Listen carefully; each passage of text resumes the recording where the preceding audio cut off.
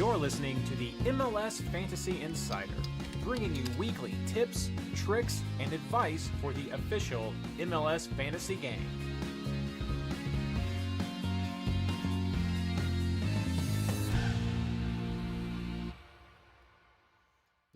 Hello, everyone, and welcome to the MLS Fantasy Insider Podcast live stream. So excited to have everyone here with us tonight, but of course, first, as always...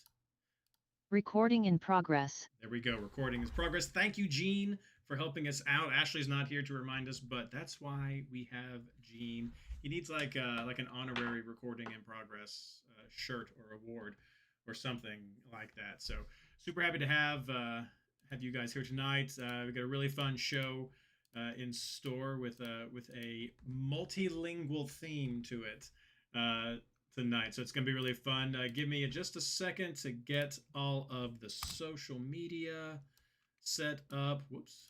Let's see here. Get the Discord going right there. Let me hit up the main chat here. Hey, all here. So we've got that out there. Heading over to Twitter and Blue Sky. We'll get that out. It's not round 9. Where'd that come from? Round 13.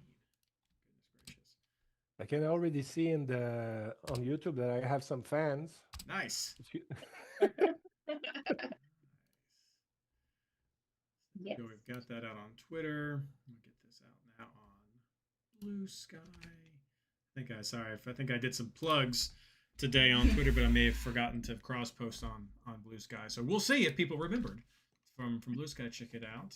Shannon Lincoln. Yeah, Lincoln gave us a good tweet last round. So all right, there we go. But we're super excited to have everyone out here. Yes, Eric giving the shout out. I knew we'd have some French spoken tonight.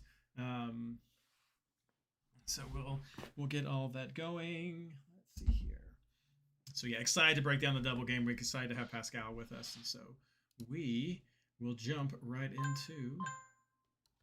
I will make my phone be more quiet if it sends me updates, and then we will jump right into the episode that we've got planned for tonight.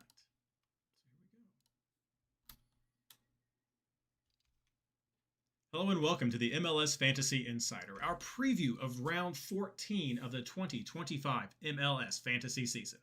This episode is brought to you by Playing to the Whistle, even if you think it was a back pass. No, wait, sorry. Actually brought to you by the amazing MLS Fantasy Insider Patreons. It's because of you that we are able to keep this project going.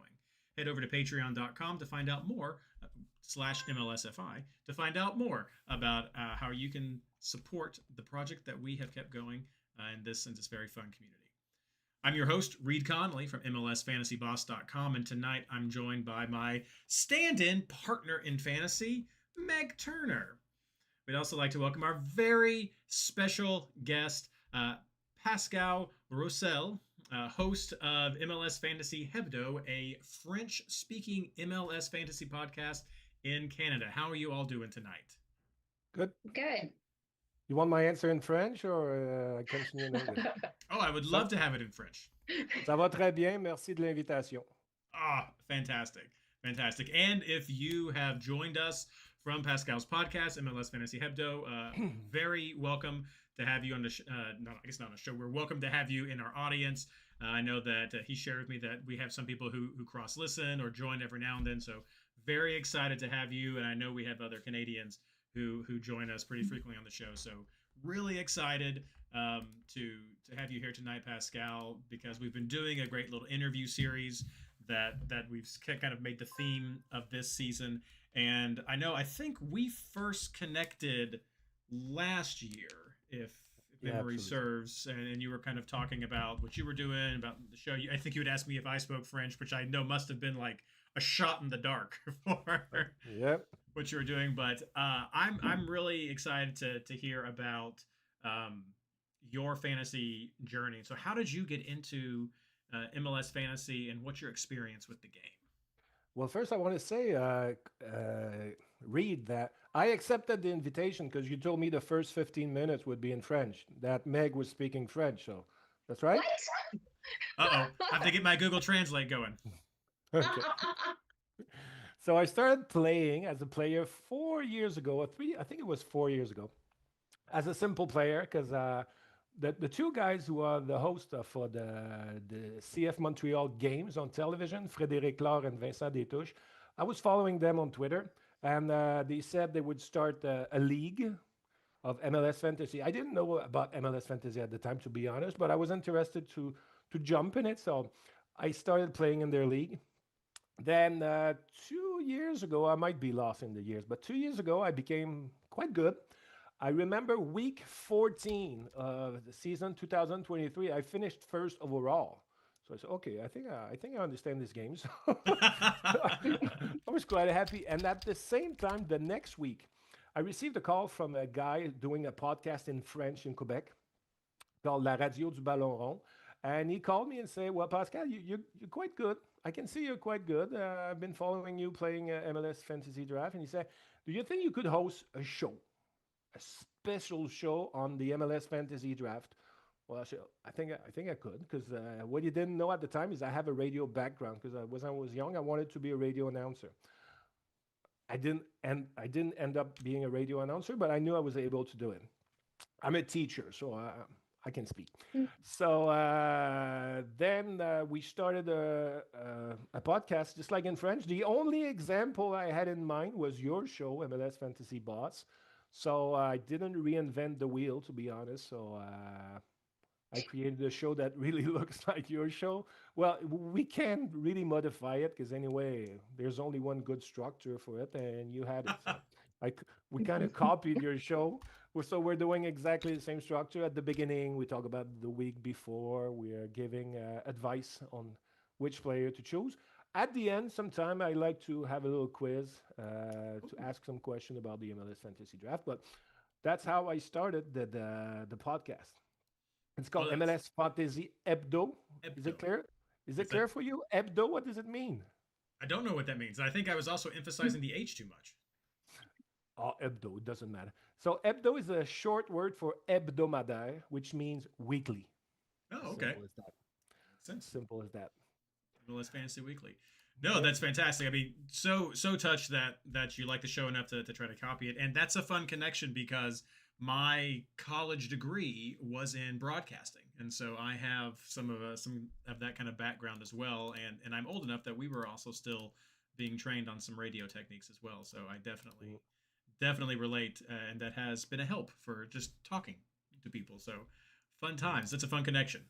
I know people have been asking. You are in the Discord community, though, right? If people do want to connect with you or have a French connection, you're a member of the MLS Fantasy Boss Discord. Not well. I am just a member, but there's a bunch of guys who started something on Discord. So I go sometimes on MLS Discord, but there's a section for called Montreal Supporter. I don't know the exact name of it, but I go once in a while on the Discord channel because there's a section for CF Montreal fans. People may see you around there some, so if you guys can keep a lookout for him right there. So, what has it been like building a French language MLS fantasy community? It was not that easy at the beginning, but I don't know if it's the same situation everywhere, but for Montreal soccer fans, the place to talk was mostly on Twitter. And that's where we started the publicity. So we're gonna start a new league. We're trying to reach the best players in Quebec, because for the first year I was playing in different leagues where there were 200 players, and I didn't like it because after 10 weeks, half of the people was not playing anymore.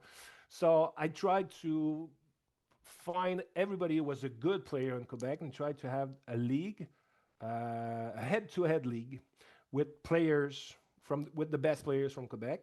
I think we mostly did it. We have most of the French-speaking good players in Quebec. It was a little bit more difficult to find the English-speaking players in Quebec, but maybe because of your podcast tonight, they will now know that we exist, the French-speaking podcast, and maybe they could join our league next year if they're good.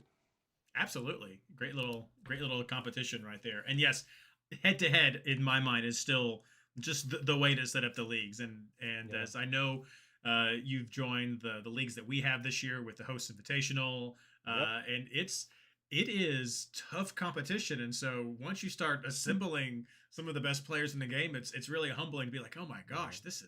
but it's so much fun, so I much fun. just want I just want to add Reid and Meg. I'm in front of you in the rankings for that league. That's I just wanted to say it. Probably.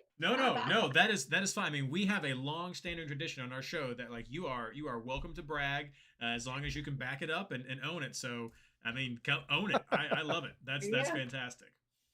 So we've asked everybody on the show this year that when during one of our interviews, what is your general approach to building a fantasy lineup each week? Okay, well, once again, I did not reinvent the wheel, but I have some criteria that I really want to follow. I need to know in each team who is the player taking the PKs. So for me, that's really important. I also focus, and I say it a lot on my podcast. I choose a player that is playing 90 minutes. For me, that's a major point. If I know that the guy is usually subs at 70 at the 70th minute, I'm not gonna take him. So I try to focus on player who play 90 minutes. Of course, I try to focus on players playing at home. That's just a normal advantage. I'm really reactive during the nights on Saturday night. I look at all the lineups, the starting 11 for every team, so I can quickly react and modify my starting 11. So that's something I really pay attention to the starting 11 every night. I like to focus on player with a good sequence. If they had two or three good games in a row, Yeah. I'm gonna look at them more specifically. I'm very careful about taking players coming back from injuries. I'm not really good with this. I mean, I will let them play one game, Yeah. two games to see if they're back on track before choosing them. I remember 2 weeks ago, Evander was in that situation. I did not take him, and bang, he scored 2 goals. So, Oh, you, me both. No, I felt that one. okay. What else can I say? I like to find players before everyone. What I mean here, I was on Jack McGlynn 2 weeks before everybody was on Jack McGlynn. Same thing for Joaquin Pereira. I was on him 2 weeks or 3 weeks before everybody else. Same thing for Sebastian Berhalter, who was having a great year, but nobody was taking Sebastian Berhalter last year or even at the beginning of this year. So Hmm. I'm trying to find these players before everybody else. So that's something I like to do. I have another strategy, and I don't know, it's like buying stocks, you know? You try to buy them when they're really low. Yeah. And I remembered like 6 weeks ago, Buenga was at the lowest price ever. I think it was 8 million. I said, my God, if I choose him the right week and he's going back up, I was really happy. So I was able to find Buenga at the right moment when he started to make points again because he had a few bad games Yep. around week 6 or 7. Now, other things that are my problems is I can't choose players playing against Montreal. Oh, And because I'm gonna watch the game and I want to cheer for the other players playing in the other team. So I never take players against Montreal, and maybe that was a bad decision this year. That was probably a bad decision this year to choose player playing against Montreal. But I might change soon because we're having such a terrible year, yeah. you know. And at the same time, I'm always trying when it's possible to choose at least one player for Montreal. But this year it was Montreal always starts the year on the road for the 7 or 8 first game. So Mhm. Yeah. it's usually when they arrive back in Montreal, game 9, 10, that I start taking players from Montreal, but not this year. It's been rough. We talked about this before the show started, Uh, and Pascal had asked me like, do I feel the same way for Cincinnati? And I told him that, it helped that the first 3 years of Cincinnati's existence, we got the wooden spoon every year, and so it made it real easy to be like, you know what, I need to come to terms with this. I need to I need to be willing to bet against these guys. So it's tough. It is very tough. I have to agree. Final question that we have is, what advice would you give to any new players who are starting to play fantasy for the first time in 2025? Hmm. Well, have a good use of your bench. The players on the bench, I think most of the people don't pay enough attention to the players on the bench. So know how to work with your bench. That would be one of the first advice. Know who are the players taking the PKs. That's for me essential. And if you're speaking French, well, listen to our show. That's a good advice I can give you. There we go. I love it. Great plug right there.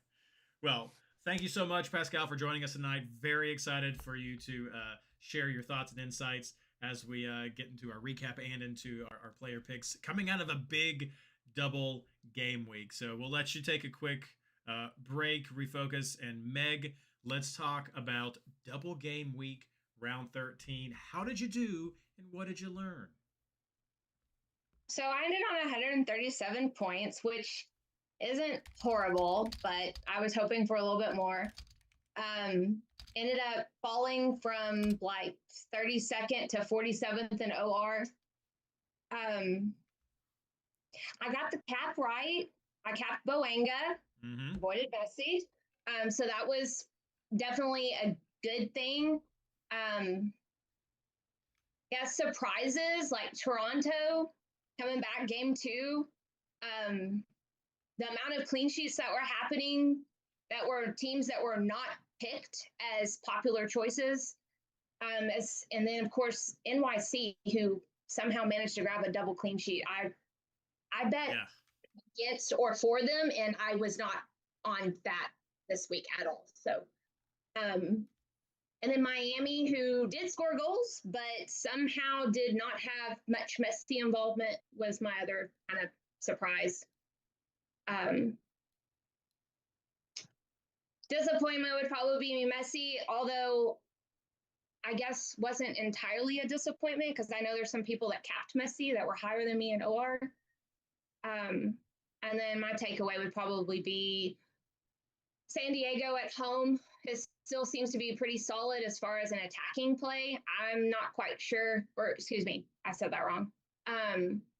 It's pretty solid for attacking, but I would still probably only take one attacker because who knows which one's going to pop off. But defensively, they're still pretty solid. And I'm not quite sure what to think about with LA with Paint still back. It seems to be a boost in their attack. Yeah, that's a great takeaway about San Diego. I know I've seen some team drafts already for this upcoming round, and so I think that'll be a good talking point for us. Yeah. And it's not like I don't like them at all. It's just, it never fails. Like, I picked the wrong one. Like, Dreyer will have a really good game, and then the next time you take Dreyer, then it's somebody else will pop off. So this week I managed to have Dreyer, though, and I'll gladly take his 17 points, but I avoided Lozano for that reason because I didn't trust both of them to produce. Yeah, there are a few teams that are in the conversation about, do I want to triple up? And I think that's definitely one that frequently pops up. So that's a fun takeaway. I'm glad you shared that one for later. All right, Pascal, how did you do? What are your takeaways? Well, I had not such a bad week, 148 points. My problem is that Bernard Deschi, 23 points, were sleeping on the bench. Because on the first game, on Wednesday, he only made 1 point, so I didn't take him. I didn't take him from the bench to put it on my starting 11. And then against my team, against Montreal, he did 22 points. So I ended up with Bernardeschi on the bench because of that. Like I said, I usually don't take players from Toronto because, I'm from Montreal. But because it was a double game week, I said, okay, well, I'm just going to hope he's doing a lot of points on the first game. And I hope he's not going to do too many points on the second game. But he did the opposite. So I ended up with Bernardeschi on the bench. But I didn't do too bad. 148. With Bernardeschi's point, it would have been very good, but it didn't happen. The surprises for me this week was the explosion of Brian Gutierrez. He had 19 points at Charlotte, so that's quite surprising here. I didn't take him, but it was a surprise for me. A few players were disappointing for me. What is happening with Kai Wagner? Because for the last 6 games, got no assists, no goal. He only gets points from clean sheets, but he is the most expensive defender on the game. So if he's only there for the points with the clean sheets, I could take another defender less expensive from Philadelphia. So that's why I'm quite disappointed. Every time I have to choose Wagner, I say, he's quite expensive, but I'm always hoping that for the offensive points. And since the last game, he has absolutely no offensive points. What's happening in Dallas? The combo Acosta and Musa, how do you call him? Yeah, Musa. Yeah, Musa. Musa. Well, they're not producing at all, so I don't know what's happening there. But and that's it. And I don't understand the hype on Diego Luna, to be honest. Many people talk about Diego Luna. I'm going to take Diego Luna, but when you look at his points, he had 2 or 3 great games overall. That's all. The rest of the weeks is doing 2, 3 points. So I'm not really into Diego Luna. So and he did not produce a lot this week either. That's all I can say about the past week. Yeah, no, I love some of those takeaways. That Kai Wagner comment is definitely a good talking point. I know this past double game week, not having Blake at the as the goalkeeper was a concern for some people, but a lot of people have been leaning into that historical uh, production that he's had, and that's been a theme that we've talked about so often the last few episodes, which is sort of the first takeaway that I have is some of these players just aren't producing. And if Wagner's one of them, and people agree with what Pascal's saying, I mean, feel free to roll with that. I mentioned before my thoughts about Messi, and I did have him this week. I had him on my bench this week, and he did come in because he had 9 points. I had Evander, Messi, and Espinoza on my bench. And so Espinoza only played one game. We saw what happened there. So I did get him, but I did not captain him because I don't think he is this automatic captain anymore. And if you have those feelings like that, like roll with it, see what happens because this has been a different year. Not everything's clicking as we've seen it in the past. Overall, I got 148 points. I was pleased with this result. I think from looking at the scores, if you're definitely someone in a more competitive league, maybe several of the fantasy boss leagues for sure, scoring in the 130s to 140s was probably average of what we saw. Probably like upper 130s, maybe mid 140s. If you got into the 150s, you had a fantastic round. I think that was definitely above average. I felt pretty good with 148. I mean, that seemed to me to be on, if in the average, kind of on the upper end. So 140s was good. You probably hit a bunch of people, had some solid bench coming off.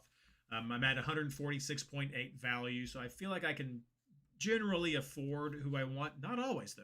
And there are people with more. So overall, I was happy with that result.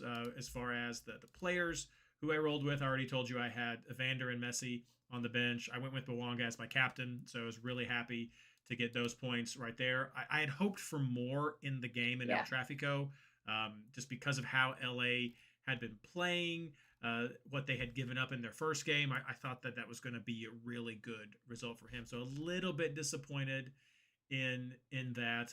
I did triple up with San Diego. I did go with Lozano, so I got 11. I was happy with that. I had Dreyer, but I also went with CJ Dos Santos, and so I got those 20 points on the keeper that I was super excited about right there. A little disappointed from Nashville. I had Nahar on my bench as a defender, or sorry, not on the bench, on the field as a defender. He just came away with 3, so that wasn't great. I did have Gallagher with Austin, so I got 1 clean sheet from there. And I had Wagner as well, so I did get some of his clean sheet points. The lineup I went with was pretty chalk from last week with 2 Dallas defenders as scrubs to just pull in. I did the auto route to pull in the best 2 that I had off of my bench. And so I was pleased with that setup. In general, it was definitely good. I will say we also tipped Houston last week. Did not expect them to get the double clean sheet, like Meg was saying with New York. Didn't expect Houston to get the double clean sheet. Was mostly on McGlynn, who Pascal mentioned earlier on, because of the bonus points that he had been producing earlier in the season and seemed to be getting back into that groove for this last double game week. And he did not make the dream team because we had people like Bernadeschi who were just going crazy with that, but he had a solid game. And so we definitely saw some of that return with the points production there. And so that great for Houston to see that. I don't know. We'll have to see how long lived this is, because he's gone through ups and downs. I will also add, we talked about the New York Red Bull game being a blip. I think we saw the bounce back that we expected from Red Bulls during this past round. Unfortunately for Pascal, Montreal still seems to be a target. We know that they have been being picked against. Did not expect that Toronto goal. But we will say Toronto can take that for what they want, but they were knocked out of the Canadian Championship, so they cannot get that back. So maybe that's a consolation prize for them. I want to tell you a decision that I regret last week on my team. You know, when we take a scrub, we usually take a scrub that is only $4 million, so that's what we usually do. I did not put two defenders on my starting 11 as scrubs, and I regret it. That's why I did not have the chance to take Bernardeschi from my bench, because I tried to outsmart everyone, because I saw that Shaquille Marshall-Rutty, who is now a player from Montreal, is now in Charlotte. Mm-hmm. Was a starter for the last two games, and it was only $4 million on the bench. So I say, okay, I'm gonna outsmart everyone. Take Jaquil Marshall-Rutty on the bench. It didn't work out very well. So that's why I didn't have Bernardeschi on my as a sub, because I tried to outsmart everyone with Jaquil Marshall-Rutty. What a bad decision sometimes. Yeah, it's tough. I mean, I know for everyone, this was the first big double game that we had of this year. And so if you have started playing this year for the first time or really focusing this time, maybe your first exposure to a double game week.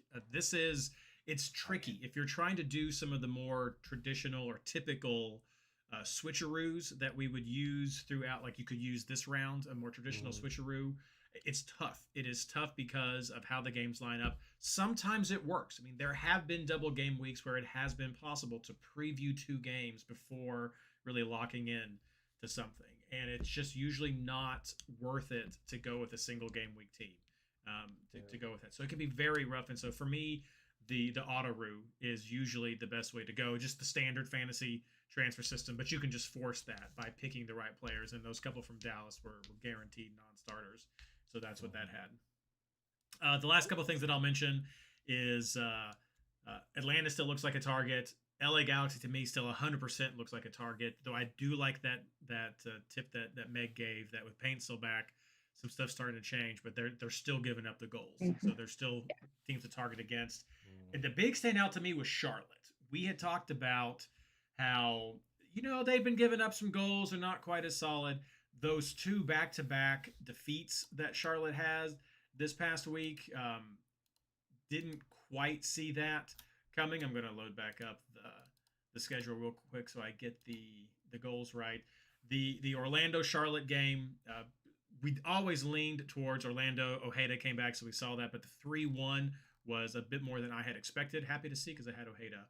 But then back at home to Chicago, 4-1 loss to Chicago. We've talked about Chicago being a team that we like. They've got some good offensive options, just having the right game. Them on the road to Charlotte would not have been a game that I would have identified as the right game. And Gutierrez made it in the dream team with 19 points. So definitely some questions with Charlotte and what's going on right there. Not in my category of a team to target, but definitely questions I think that you can ask yourself when you're going through making these decisions. I see in chat that they got cursed with Marshall Reddy, 5 losses in a row. So I don't know. Maybe superstitions are everywhere in sports, so we can see what's going on there. Looking back at chat, people had some fantastic scores that they shared, very similar to what I was saying in the 130s, the 180s. Viking with 171. That is a fantastic score right there. Well done. That's some best week you ever had. That's a fantastic score. 150s, 140s. So yeah, you guys are rocking it. So great to see so many familiar names, people doing well, seeing the teams in Discord. So very happy that everyone's had a good first double game week. Though I know, Pascal, double game weeks aren't your favorite. I hate that. Because I like to be in control. I like to control things. And after Wednesday night is over, you don't control anything anymore. So for the games of the weekend, you just cross your finger and you can't make any change anymore. So for me, double game week is a pain. I really hate that. because I'm not in control of the situation. Because, like I said, I'm reactive a lot during game nights, and I can be on a double game week at the second game. And I just don't like seeing my points going up or not without being able to control them. Yes. So I hate double game weeks. Yeah, and I can imagine it doesn't help when I know you want the guys to go 90, and that's always a risk when you see these players who split time or don't work. And I know I feel that pain of just watching the points because I won all but one of my head-to-heads, which was, of course, in the Champions League for the ML Fantasy Boss Pro Rel, and well played to Sloppy Steaks. 166 to my 148, but I kept watching that game and I was like, no, I think we have the same players left. We're going to get the same points. That's not good. So it's a rough time, but that's how double game weeks work. They're amazing. They're frustrating. They're just for me, one of the best parts about our game that we have here, because it is very crazy and very because MLS. I remember a few years ago, I don't know if it was 3 years ago, 4 years ago, when it was a double game week and the players was playing two games, we're taking the best score of the two games. We did that. And I liked it. That was a It was for me better. 2 or 3 years ago. Yeah, it was a change. I mean, I was one of the advocates for that change. I thought it would add. Okay, it's because of you now. Okay, now. Probably, yeah. So people can blame me. I mean, I advocated for that. I was one of the ones who advocated for that. My hope was that it would help shake up kind of chalk, because double game weeks can get very chalky. And so that was my hope, is that it would kind of give people more flexibility to pick a team or go with something. And just, I mean, the community by far wants this system, and I love double game week still. But this was that was an experiment that we went through as part of the evolution of MLS Fantasy, which a few years ago we did a whole podcast series on the evolution of MLS Fantasy, so people can check that out if they are so inclined. But we are back to a regular game week this week for round 14, and so we are going to preview the players and some of the upcoming housekeeping for that coming up right after this.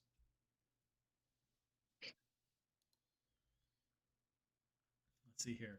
Pascal, I'm not sure if you're able to open the live stream in a separate tab. I was going to say, you've got all kinds of chat going on. we have brought French to the chat this night, so I see very it. fun. Okay, let me see. Let me get my stuff all set up. There's a guy making fun of me, saying that my favorite player is Mukhtar.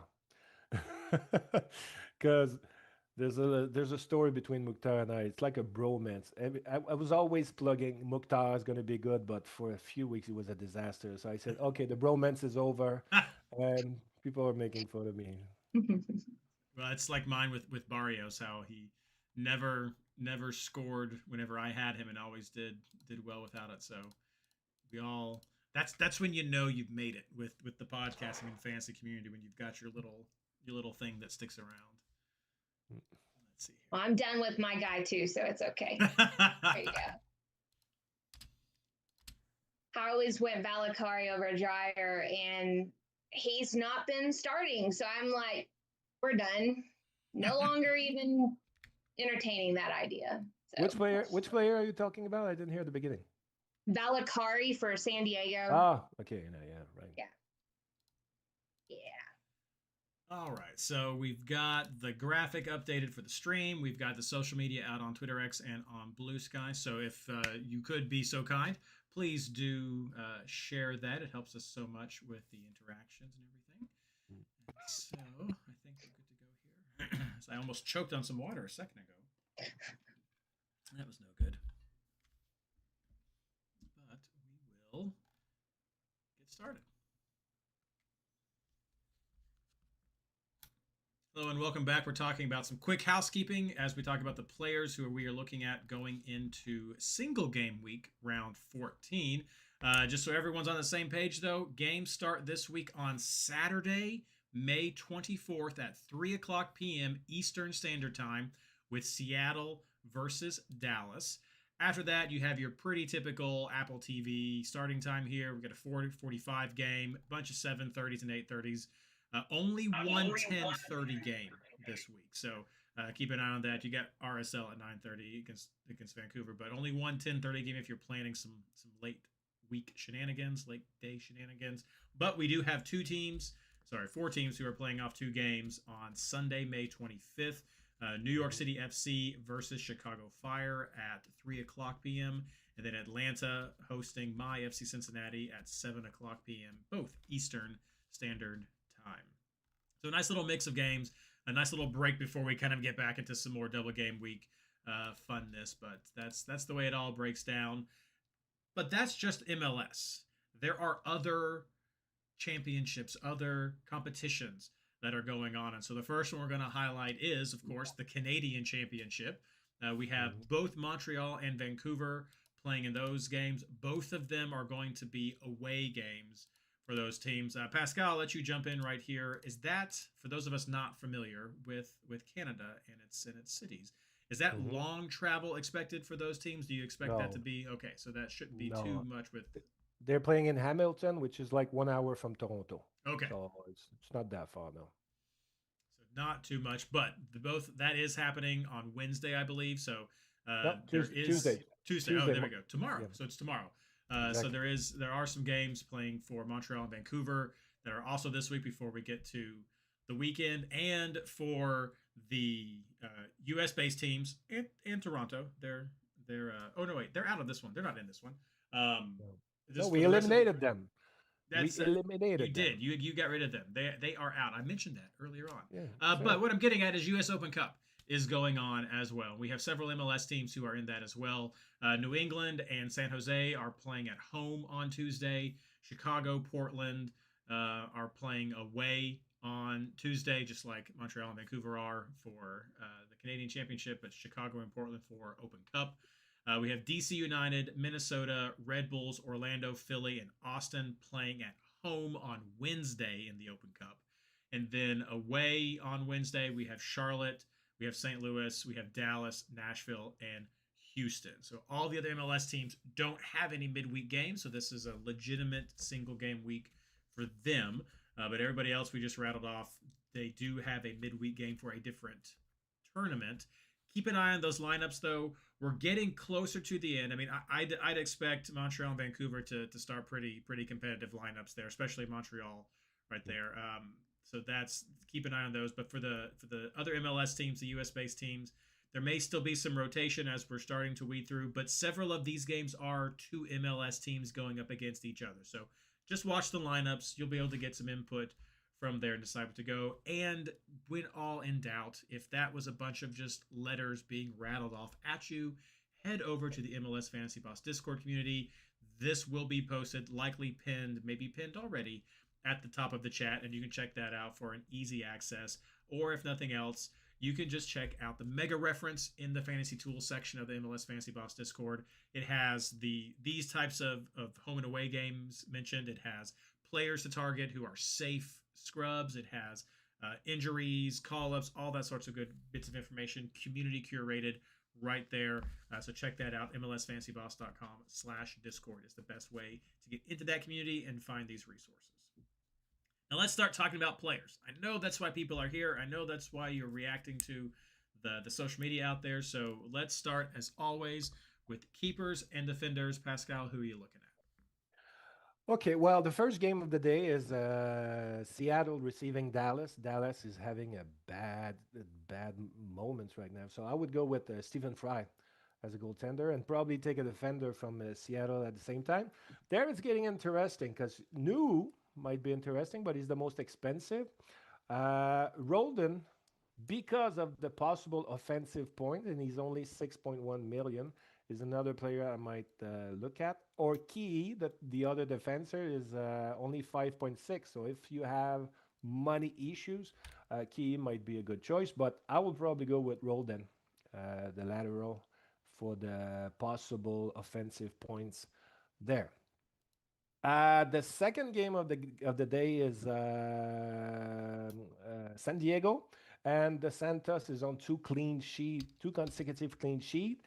3 clean sheets in the last 4, so and only 1 goal allowed. So in the last 4, so the Santos might be a good call again as a second goalkeeper. And if I want to give you a third one, I will probably go with Matt Freese from the New York City FC because they're playing in the shoebox, the Yankee Stadium, and it's so difficult for visiting teams to play there. And he's also on a two consecutive clean sheets. So Matt Freeze, Dos Santos, and Fry. I like the fact that Fry and Dos Santos are early in the afternoon, so they could be on the bench, and my second goalkeeper could be Freeze playing only on Sunday. So that's the case for my goalkeepers. You want me to talk about the defenders at the same time? Or? Yeah, go ahead. Okay. I will probably take a defender from San Diego, and Megvi had a really, really good week last week in the two games. And what I like about McVie is playing 90 minutes all the time. And last game, he had 99 passes. So he's really active in the game. So McVie might be a player for me. Like I said, if I take Matt Freese from New York City, I might go with Justin Hack. They're receiving Chicago at the Yankee Stadium. Justin Hack at 10 and 7 points in the last two games. So I would probably go there. Like I said, usually I don't take players on the road too much, but I think Griffin Dorsey from Houston is a good choice this week because they're playing in San Jose. And San Jose, I need to see if Arango will be playing because he was injured and it's not clear if he's going to play. And because Dorsey had 17 points his last game. So, Houston had two consecutive clean sheets, so you might get defensive points too, clean sheet points for Griffin Dorsey. So, this is another one I would go to. In Minnesota, I will probably take defender here because they receive Austin, and Austin is not doing well offensively recently. For Minnesota, there's a defender that I think I'm going to choose. There's only 6.8 million. Mark Canish. I don't even know how to pronounce it. Mark Canish, is that how you pronounce it? That works for me. Markanovich works for me. Yeah. Because he's 2 million less expensive than Diaz and Boxall. So, and he's giving the same points. So that's why I will probably go there. And of course, I still have two names if you don't mind. Yeah. Freeman from Orlando because they're on a good. They're having good times right now. Once again, for his potential offensive points. And if there's one, I will probably look at, but I need to wait the day of the game. I'll probably take a defender from Colorado because they're playing St. Louis.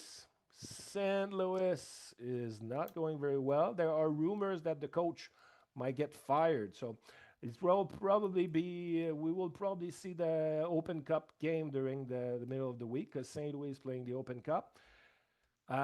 If the coach is still what's his name? Olaf Melberg?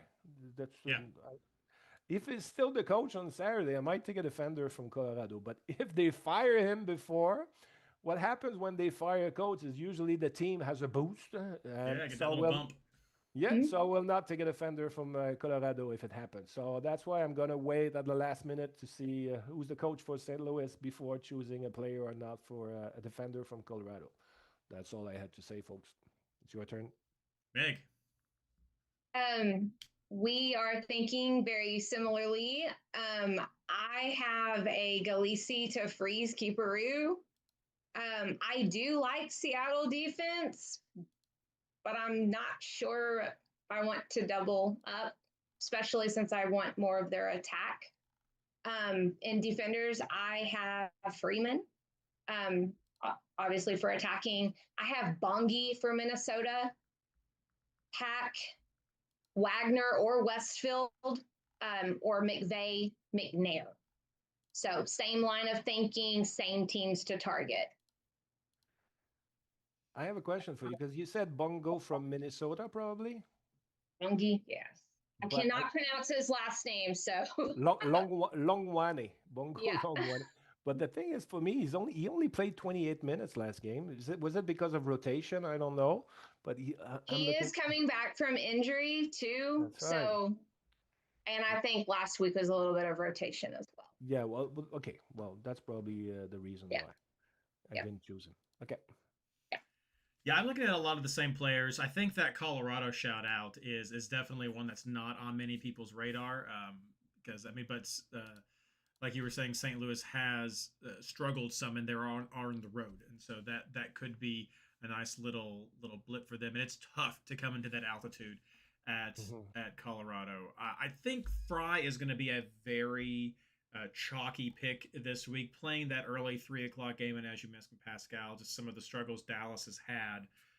It's a good shot for them, and so you can definitely find some budget there if you're going with someone like Kim Keehee or someone with that. Fry is not very expensive himself, and so you can definitely have that be a nice price point to work in if you are still looking for a few million here or there. I know people are, so I think that'll be very solid. But yeah, I mean, Minnesota, San Diego, Orlando, those are all definitely going to be common go-tos. I think pairing up defenders from any of those teams is just going to make sense.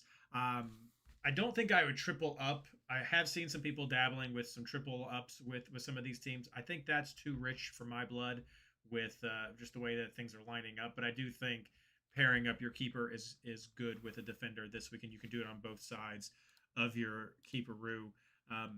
I don't know if there are any safe away bets. I know we mentioned San Diego. I have a little bit of caution there. Like Meg was saying, that with getting I'm going completely blank right now, Meg. We were talking about LA Galaxy. Give me the name. Paintsill. There we go. Oh. Like I kept being like, no, Royce, that's not it. It's not it. Paintsill. Getting Paintsill back. I mean, definitely not as big as a bump of like getting Pooch back, but getting Paintsill back does give LA Galaxy some more teeth, and so I definitely understand why you'd want to go with San Diego, but that may be lower down on my list for pairing up of a goalkeeper. Could definitely still roll with someone as a defender in that list there. Talked about questions about Charlotte. Columbus, a little bit of struggles. They got the one goal against FC Cincinnati off of a handball, legitimate handball. So you could have some questions there. Charlotte has been a little bit of, as we just mentioned, uncertainty. So I'm not sure if that's as go-to of a defense. I've seen some teams that have dabbled with DC. Even though I'm not big on Red Bull, I'm not big on DC's defense. So I think that's troubling. Potentially, you could look at maybe an LAFC defender if you're willing to bet against Montreal. I don't think I'd want to do that in my defense. As Pascal can contest to, Montreal does frequently score. They just don't necessarily score enough to win the game, or they give up too many. So, I mean, I could definitely see a goal coming in for Montreal with LA traveling up there. So I'd much rather look at offense with that side.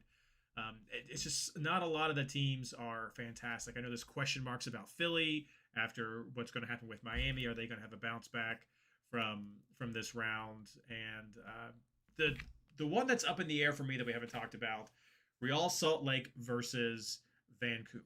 With that midweek game for Vancouver, we know we've got CCC on the horizon as well for Vancouver. What are they going to do? Who are they going to roll out? Vancouver has shown us that they've got some depth who can perform when they roll out. So, but this could be a game that maybe it ends up being a 0-0 right here, or maybe it ends up being a 1-1. So that's a coin toss right there. But that's me just sort of giving my kind of stream of consciousness going through the list right here of what some of these other teams that we've typically looked at, why they're not really appearing on my radar, and why I think that you guys have honed in on a lot of the main teams there. Similar teams I'm seeing in chat. One thing to add to another reason why Seattle might be very chalky is Lucho is out on yellow card. So great point out. And then also with LA Galaxy, Peck was back as well. So they'll have Paintsill and Peck back going in to this week. There's someone in the chat room mentioning to be careful with Colorado because Zach Steffen might be injured. But last game, he was not even a goaltender. They had their second goaltender called Nico Hansen. Didn't know about him. And he had a clean sheet. So I'm not worried about taking a player from Colorado because of that. but it's definitely one to keep up on. I mean, fortunately, if you do want to go with someone like Freese on Sunday, you're wide open for that. So you could run with the Colorado 9:30, and you still have those Sunday games. I mean, you could go very differential and go with like a Celentano for that Atlanta Cincinnati game. It's super late. It's on the road. We have some questions there. Cincinnati does concede, but Celentano was great. The defense is great, and so I could see how that might be an away keeper that would pique your interest if you were looking at a later game as a keeper or a defender that you were looking at for the first part of this week. So, but it's a great shout out. I mean, I think it's definitely worth the conversation about, do I want a Colorado? What does that look like based on going against St. Louis? All right, let's move on to talking about midfielders. Meg, who are you looking at? I have right now, because I have a few question marks, but Rusnik, Ojeda, Dreyer, Bernadeschi, or Corbino, if I want to go differential, Keel or Luna. Mostly home players, except for maybe that fifth mid might be a little different. Keel's playing SKC. It's kind of hard not to at least consider him. That's right. Pascal. Oh, okay. Did you mention Jack McGlynn, Meg? I didn't hear you. No, I did not. Okay, well, I will go with McGlynn because he's playing in San Jose. San Jose doesn't have the best defense, even though they had a clean sheet last week. What I like about McGlynn is all the extra points he can give you because he has so many key passes. He gets a lot of points with the key passes. And his last 3 games were 12, 8, and 9. He had a goal last week, so I will definitely go with Jack McGlynn. Rusnak, did you mention Rusnak? Because you gave you a list very quickly. I was not paying attention. So, I'm sorry. I would probably go with Joaquin Pereira from Minnesota because they receive Austin. And Pereira had 15 points his last game. So I will probably go with Pereira. Dreyer, Ojeda.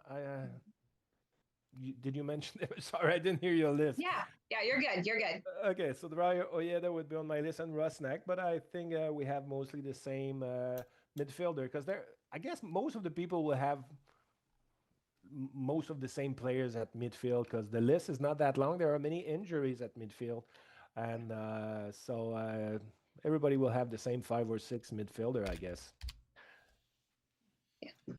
Yeah, I think there are definitely some names that come to me pretty quickly, and I've seen on a lot of teams, and that's definitely Rusnak is in there. I mean, fantastic form that makes a lot of sense. Early game that a lot of people see as just promising against Dallas, and then going to Dreyer, just been on fantastic form.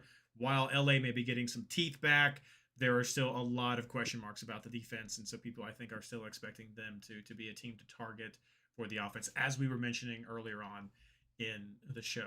I think those two are definitely the most chalk that I've seen. Maybe it starts to differ a little bit from there, but I think Ojeda is pretty consistently going to be viewed as chalk. I've seen him in a lot of teams that people have been sharing on the Discord. I like that matchup against Portland. They're pretty Portland's generally hit or miss. I don't think they're poor enough that we're always consistently betting against Portland, but they're getting into that conversation of, oh, that's not a great game for Portland. I might consider that. So I think, and he's been on some good form since coming back. He's been getting some nice consistent points and some points from there. After that, I think it really does open up for where you're going to go with there. I think Bernadeschi is a great shout out after that just fantastic game that he had last weekend. You know he's going to be high on that. Nashville is definitely a team that's not keeping the clean sheets like they did in the past.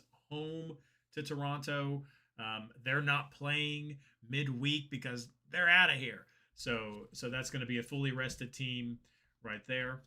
I don't think Bernadeschi is going to have a big game like he had in Montreal because first of all he was playing against Montreal and we had a terrible defense.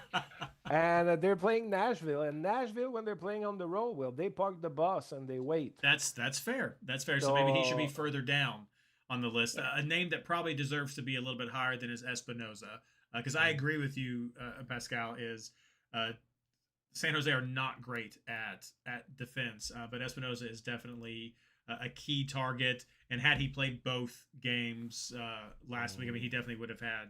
I think he would have outdone Maya, Vander, and Messi on the bench with the 9 points there. So having him for that game, I think, is good. I even think Heel might be a decent. I mean, we're focusing a lot on the home teams. Oh yes, okay.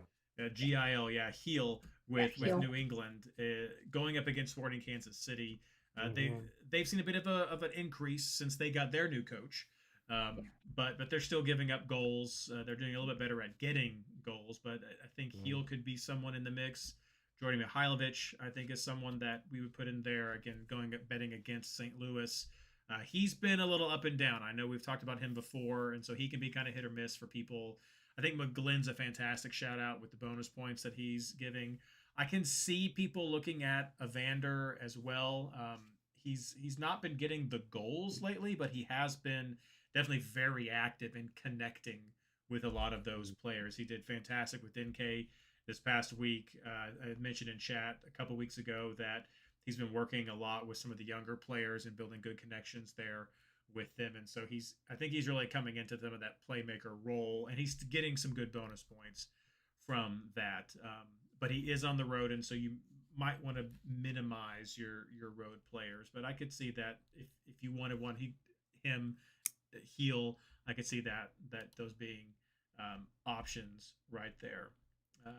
Or probably a bench play though. I see that mentioned Chandy in chat. Like, yeah, I definitely agree that if you're going with some of these away midfielders, definitely someone coming off the bench. I mean, he is playing the last game, and so the advantage of if you wanted to go with an Evander or even someone from Chicago, anybody in those Sunday games, that you could see everybody else first, and so you would be able to be, okay, I can scrub that guy. I can force that switcheroo, that autoroo, and make it an autoroo. So that is an advantage of going with some of those later teams, that you could really preview those points, including the San Jose game. I mean, you could have both Espinoza and McGlynn, and you could see what their points are if you had them on your bench, if you wanted to structure it that way. And if you had Evander on your field, you could be like, no, I like these points. I'm going to scrub him to force that transfer. Mm-hmm. But yeah, some of these are usual suspects, but I definitely think there's room for some options here from what I'm seeing.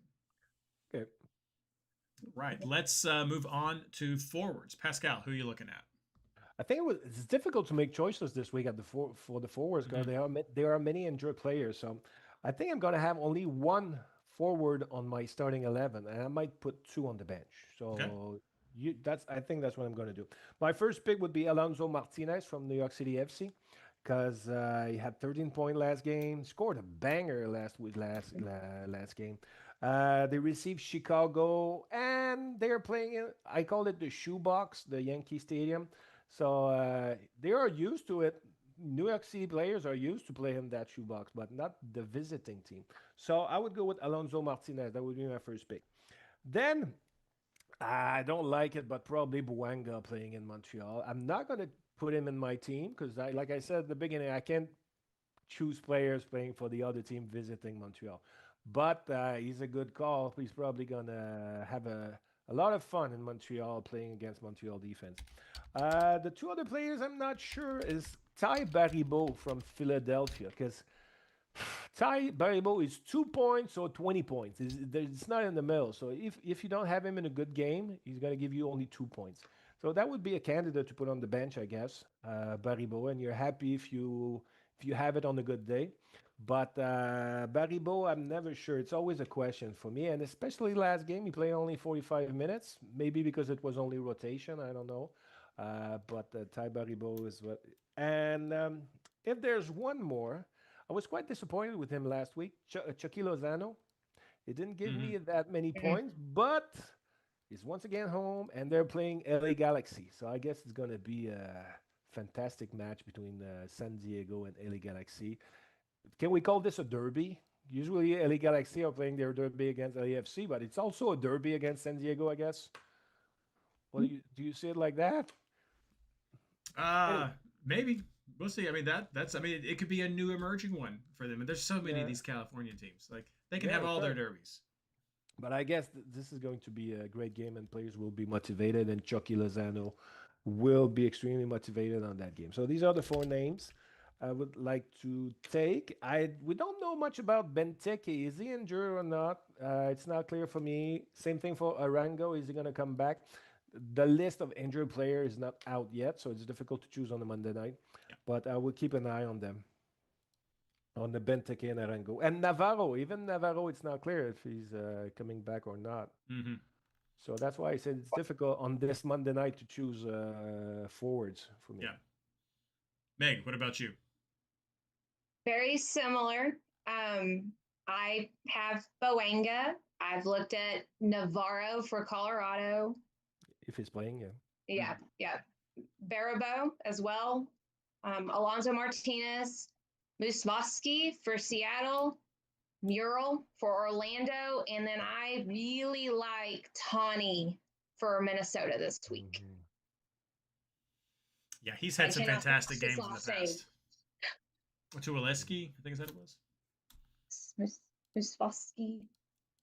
I like to just call him Moose. It's a whole lot easier to say. I can't say it wrong, but I decided I'd give it a go because it's a safe space. It is. Tani Alua. Let's see here. Aluasei. See, I didn't even try that one. Aluasei. Tani Aluasei. Oluwaseyi. That's so easy to say. You should speak French, my friend. See? Oluwaseyi. There we go. Pascal's got it. That's Pascal. Thank you so much for the help.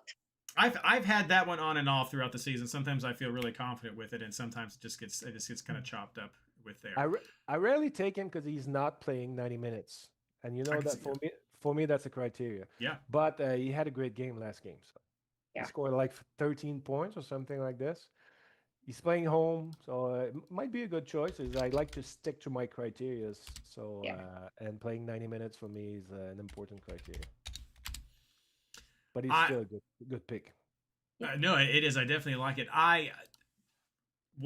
There's one big question that I have with the forward, and that is what's going to happen with Miami, with both Messi and Suarez getting significant minutes during this past double game week. What are we going to see from them on the road at Philadelphia this week? Will there be some resting? Will there be some split? I've definitely seen Martinez from New York City love him this week. I picked him up at a bad time once, but I'm not letting that count against me because I got great value. Martinez and Messi have been the two people I've seen most often in people's teams as kind of chalk. But I do think that question is one to beg of what's going to happen with Messi and Suarez with minutes, because that's usually the backup. Like, well, if not Messi, I'm going to get Suarez. Well, what's going to happen with him? And so I don't think that not having one of them has to happen. Like, I understand it. If you're going against Philly, they might still have a backup keeper. Philly's giving up some goals. Miami is not keeping goals, so I definitely are keeping clean sheets anymore. So I can see why people would be betting against them. But these guys don't care about that, and they're mad this week. So that's a question I think we're going to have to wait and see. Fortunately, they play at 7:30, so we will be able to see those lineups early. But that's the big thought right there. And so if you're going to go with Martinez, if you're holding a space for a Messi or a Suarez, then it is who's that third player going to be for you. And you guys have said all the big ones that I think people are absolutely keeping an eye on right there.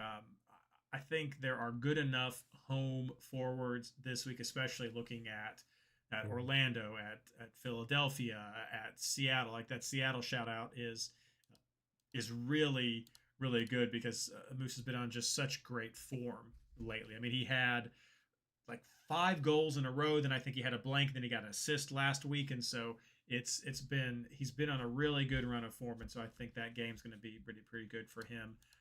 I agree with Meg. I don't think you have to feel like you have to go all in on San Diego. I get why, if you wanted to, you could go with that.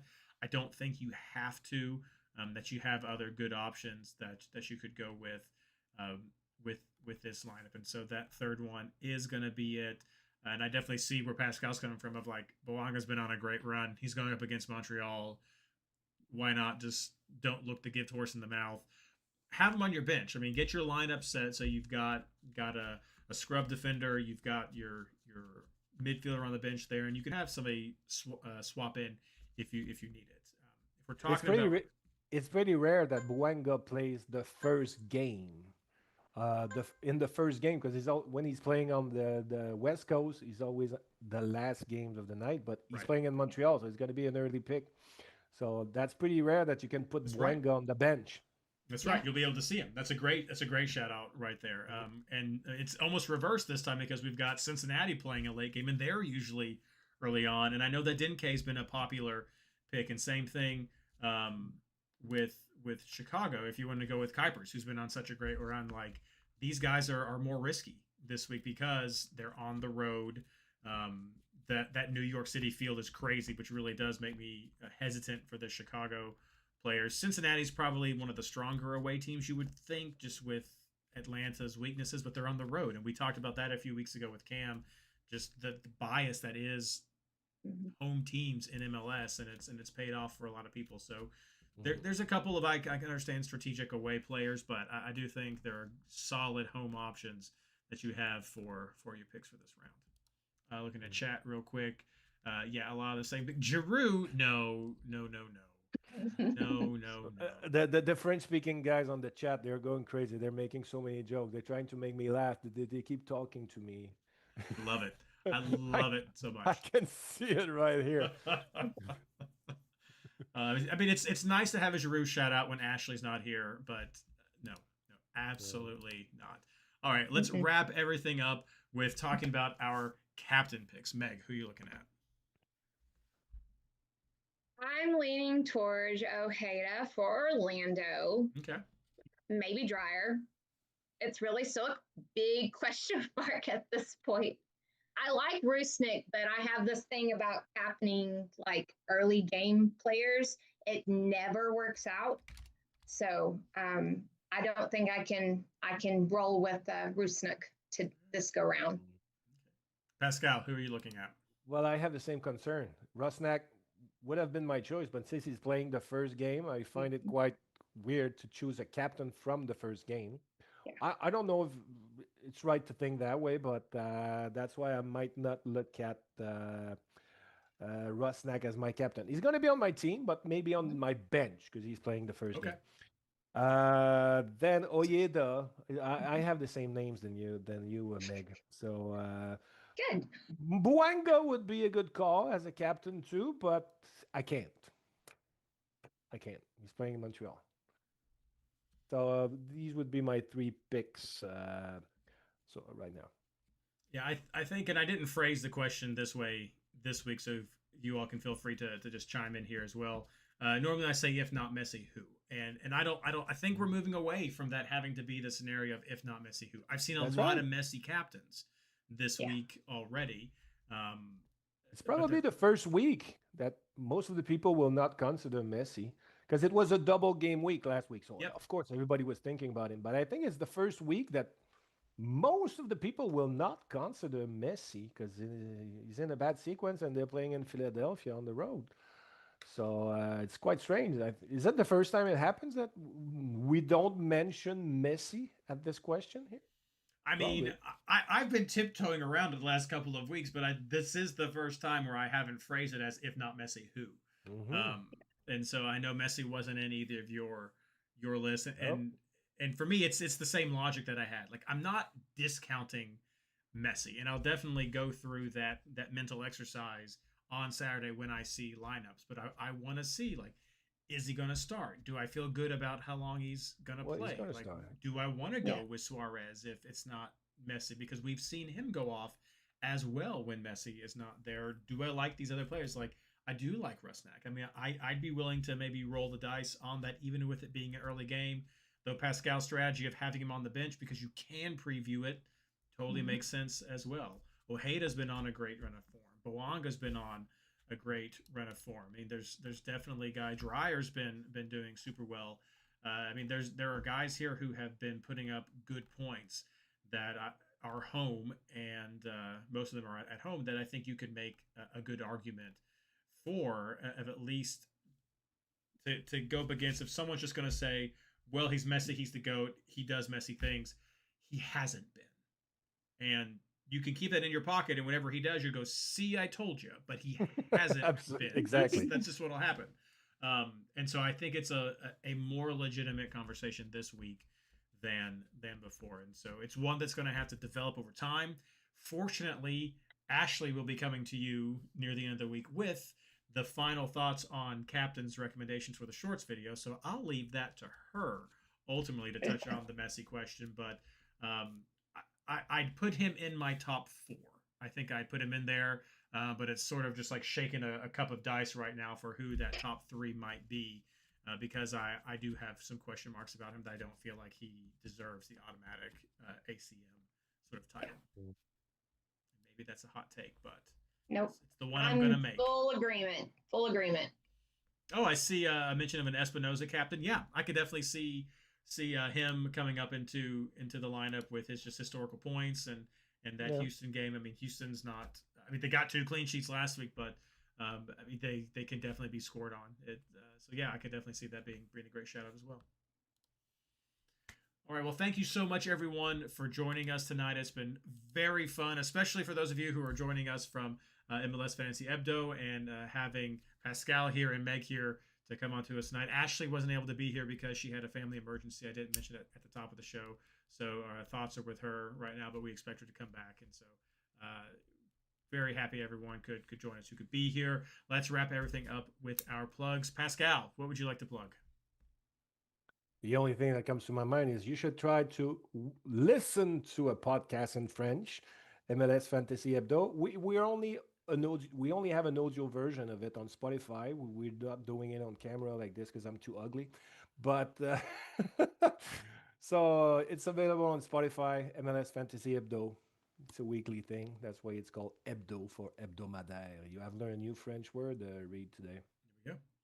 I'll add that to the only other one I know, which is Alonzi. No, that is a lie. I mean, when I was in elementary school, I was at an after school program that had a French teacher there, and so we did learn how to sing Alouette, and so I know that part. And so to sing Alouette. Yes, Alouette. Wow, that's funny. Alouette. Like that's all I got. Jean plumerai, la tête, Jean plumerai, la tête. So I got that. That's all I got for you, which I probably butchered as well. But for those French speakers who have joined us tonight, there you go. You're welcome. Otherwise, it's just Alonzi with Doctor Who. Having you singing Alouette, it shows your age. Thank you. Well, yes, it does that. I will say the only other exposure that I have recently is my son. We did get into Sophie the Giraffe, and I know that is a French speaking little like short series of a cartoon, and so they had a song about a man, like a paper man, going up a paper stairs and losing his nose and all this sort of crazy stuff. And so that I know that was I don't know what you're talking about. Well, I'll send it to you after the show. So it's probably from France. It is probably France. Yes, it is. It is probably not Canadian, and so we don't want any of it. But tangent. Meg, tell me a word in French that you know. I want to see. My husband can speak a little bit. He said, no, I cannot. In high school. He took, see, I know zero, none, Okay. no French, not at all. Spanish, very little, but I'm not cool. That's what it is. Just not cool enough. Is there anything else you want to plug though besides? I will plug our Discord community. We're all in there. We're pretty cool. Come hang out with us. I can tell you some differentials to pick, and then you can be mad at me when they don't hit, or you can be super excited when they do hit. It's a 50-50. You never know. That's right. Yeah, Meg has joined our differential team over there with Team Ranchinator. So yeah, definitely check out the Discord, MLSFantasyBoss.com. You can find all the articles that we have coming out that Wojo's been great to help us coordinate this year, including Meg as part of Team Ranchinator, as we have here, but also the matchups to target and the new fantasy clinic series that we've had, which has been fantastic, and Christian's player rankings. And it's been a great little lineup. And so please do check that out, MLSFantasyBoss.com, and of course the Discord. It's such a great community. Happy to have you, whatever your primary language is. We are happy to have you with the show. I want to say something to Meg. You did not realize it, but you said a word in French. Zero is also a word in French. There we go. There you Did go. not know that. Learning fantasy, learning languages. So you never know what you're going to get with the show. But I will say we got a lot coming up. We got more double gamings around the corner. So as always, good luck.